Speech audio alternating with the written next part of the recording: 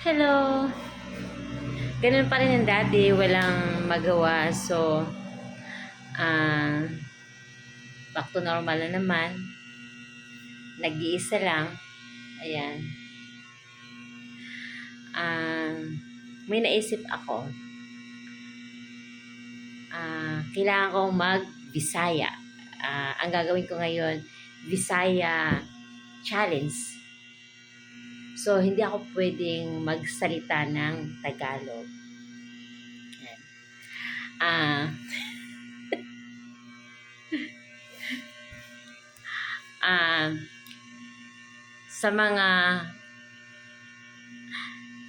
sa mga kapwa na ako Bisaya ha, dili ko di na ako kaya tanan na magsultig Bisaya. So, saksak sinagol ni. Saksak sinagol. So, gusto ko lang gumamit ng, gusto lang na ako magsulti o Bisaya. So, Bisaya challenge tayo ngayon. Sa tinuod lang, ang akong mga ginikanan, pure Bisaya sila. Ang akong inahan, ipanganak sa Bugo o nagdako siya sa Davao, sa Mindanao. Ang ako namang amahan,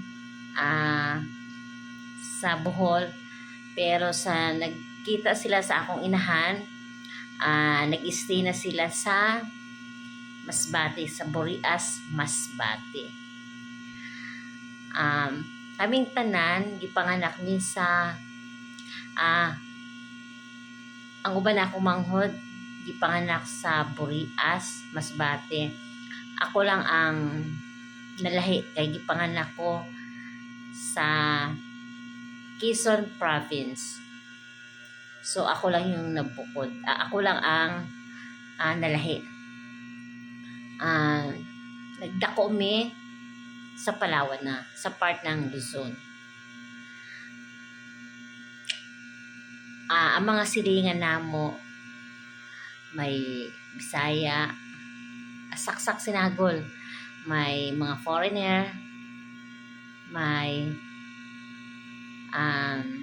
Bicol, Ilonggo,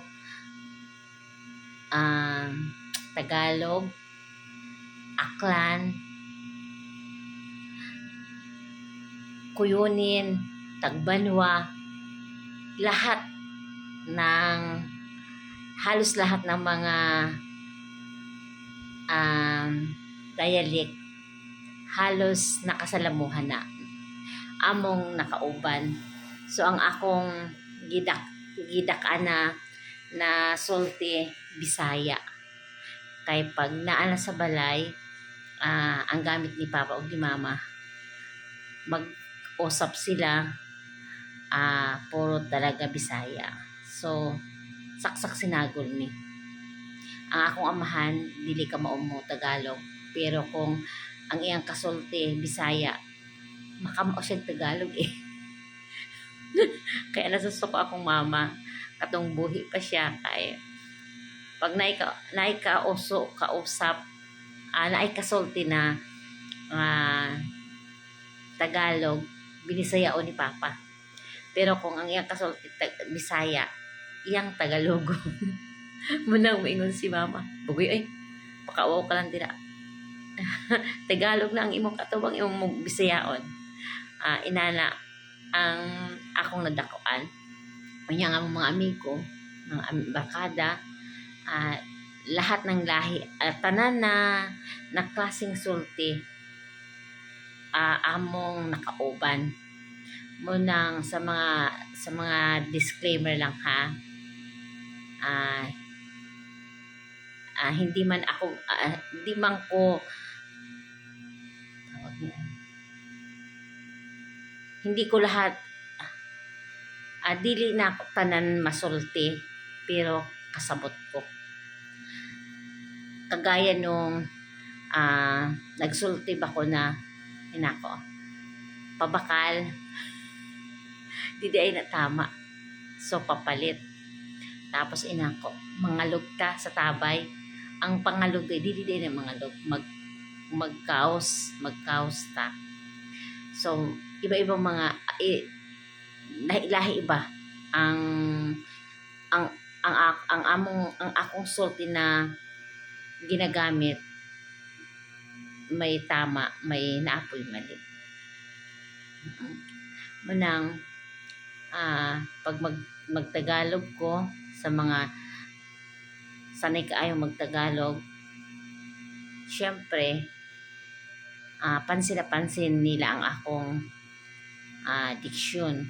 So kaybaw sila na Bisaya gid ko. Pero sa mga pure Bisaya naman, pansin po nila na dili ganun ko ka perfect. Muna inya sa na hanggang karon natiguang na nakaabot ko awa ng Diyos, nakaabot ko sa lugar sa akong inahan. Na untani kung buhi pa siya, ako untani sa iyang masulti na, ma, dito ka di ay gipanganak, nakaabot na ko. Kaya lang